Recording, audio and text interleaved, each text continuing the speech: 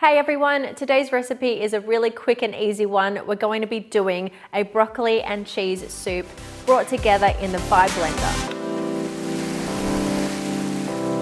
We've got a few wholesome wintry ingredients here, so of course the first thing we need to do is prep those. Start by roughly chopping 1 onion and 2 garlic cloves. Prepare 1 large head of broccoli. Cut the stems off and slice or peel the outer skin and cut away any discolored or fibrous parts. Roughly chop or break up the rest of the broccoli and give it all a good rinse. Melt a tablespoon of butter or olive oil in a large pot over medium heat.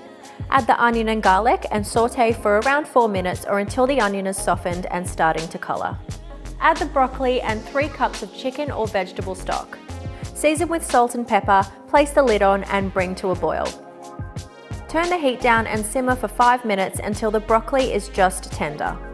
Now we're going to get this straight into the blender jug while it's hot, and we're going to blend it on soup mode for around 30 seconds.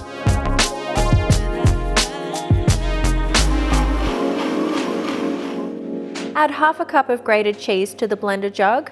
Give it a stir through and then pour it straight from the blender jug into your bowls, ready to enjoy.